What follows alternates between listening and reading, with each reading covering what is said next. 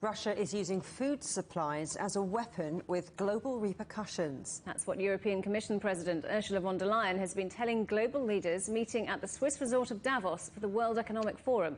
Well, our correspondent Ryan Thompson is in Davos. So, Ryan, we've had speeches from both Ursula von der Leyen and also NATO's Secretary General about the food crisis. What did they have to say?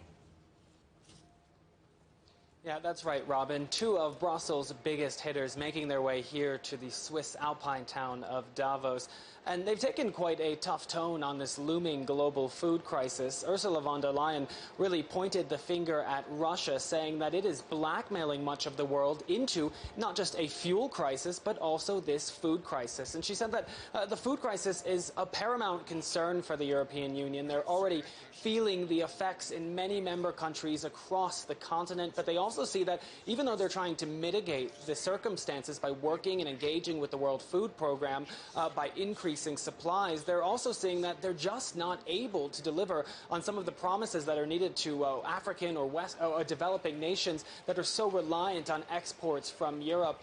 In pointing the finger, Ursula von der Leyen said that Russia is quite literally fueling the fire of this crisis, pointing to the fact that they have often used their airstrikes to bombard a number of grain silos, destroying those key crops and key supplies. All the while, they're continuing to block food exports along the Black Sea. So really making an already difficult situation much, much worse. Her tone ultimately said that Russia is a bad actor here in terms of the global playing field, and that they're taking deliberately negative actions to hurt many countries despite their best efforts. Take a listen.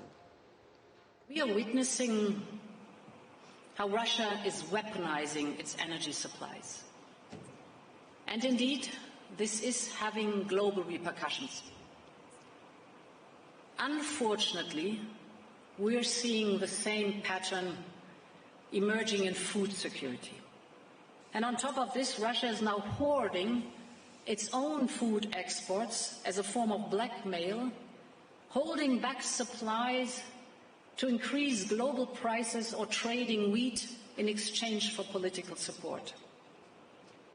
And Robin, Ursula von der Leyen, not the only person from Brussels that was watched very closely today. As I mentioned, Jens Stoltenberg, the NATO Secretary General, coming on stage just about an hour after her. And in that dialogue, we really saw a lot of attention being paid to any comments that would come up about two new member countries. Of course, Finland and Sweden currently have their applications pending for NATO membership. We expect an answer on those quite soon. He has said time and time again that he expects it to be something that is approved without ease. But of course, in recent weeks, we've seen Turkey raise their objections to these two new members joining the Union. On that, Stoltenberg said that he understands that a number of countries, be it Turkey or be it other smaller countries in other parts of the alliance, have their reservations, have their hesitations about potential economic consequences that will come with changes to the NATO alliance, notably if Russia decides to change the energy imports into these countries or raise prices or continue to meddle in terms of their current affairs. But he said ultimately the global security picture and the security of the military alliance is paramount despite whatever price tag that might come with it. We must recognize that our economic choices have consequences for our security. Freedom is more important than free trade. The protection of values is more important than profit. And Ryan, one of the main themes of today's talks has been climate change. We had China and the United States talking on the same panel on that. What did they have to say?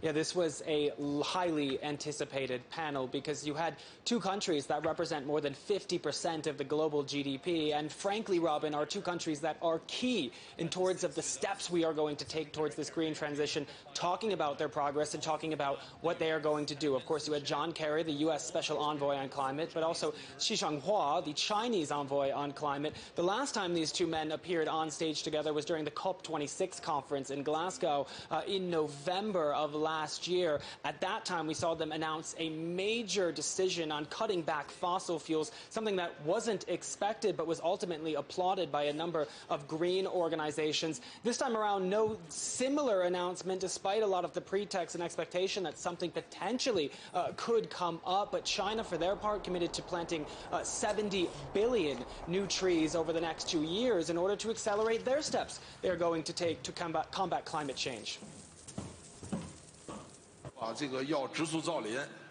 China's forests have grown in number and in size over the past 3 decades. China holds more than a fifth of the world's green spaces. In line with the forum's tree planting initiative, China will plant 70 billion trees over the next 10 years to help green our planet, combat climate change and increase carbon capture. Now, John Kerry has been a face that's been seen out and about in Davos. He's a regular here from the time he was actually the U.S. Secretary of State to this new role he's had for a number of years now as the U.S. Special Envoy focused on the green transition and climate change. He really pointed out to the audience that there are a number of crises that are facing business leaders, but also global politicians. Whether you look at the war in Ukraine, a looming energy crisis, skyrocketing global economic pictures, these are things that are going to preoccupy them. But he said that even though it may be easy to fall back on green commitments, whether they have been previously made or whether they are up and coming, they need to be committed to, because it can't be an excuse just to allow the fuel crisis to be something, the reason that many of these countries, be it in Europe, in the United States or around the world, do not accelerate or continue on the track of their green transition. We can meet this crisis and meet the crisis of Ukraine and the energy crisis of Europe, and still deal, as we must, with the climate crisis. And no one should believe that the crisis of Ukraine is an excuse to suddenly build out the old kind of infrastructure that we had. We have to be more creative than that. We have to be much smarter than that, given the stakes.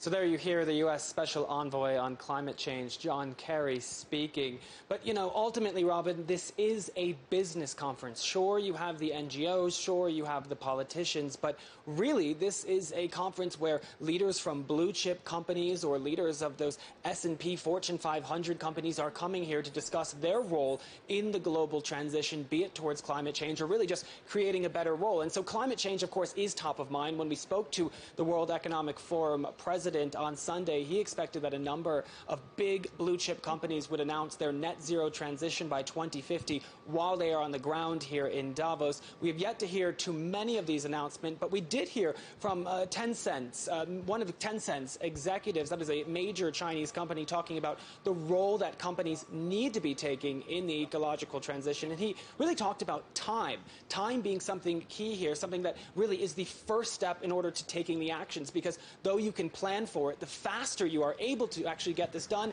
it will make a bigger impact and enact really more meaningful change. Take a listen to our interview. The absolutely biggest challenge is the urgency in itself. So when you hear something about climate change being a challenge, I feel that the first generation of discussion about climate change focused on ideas that suggested that we would be feeling the impacts of climate change many years into the future. As the world's learned more about climate change, is that at the same time it set an expectation this is far off. And what we don't really have is a sufficient mindset that we actually need to move right now, that we're in the middle of this climate emergency. And if you have this mindset to think that way, and you look at the stories, the news stories coming out every day, you're going to find around the world there's so many challenges that are seeming to happen at the same time. I think the challenge is resetting the mindset of humanity to act urgently and to use tools that we weren't accustomed to using in a normal circumstance. So, Robin, you hear David Wallerstein there talking about acting urgently, but we still have really not seen those big, bold commitments that are sometimes so notable here at the World Economic Forum, where countries or businesses say that they are going to do things that were frankly unexpected. Of course, there is still 2 more days of this conference to go, and so anything could happen in terms of making big steps towards the ecological transition. Ryan, we will no doubt speak again tomorrow. For now, Ryan Thompson in Davos, thank you.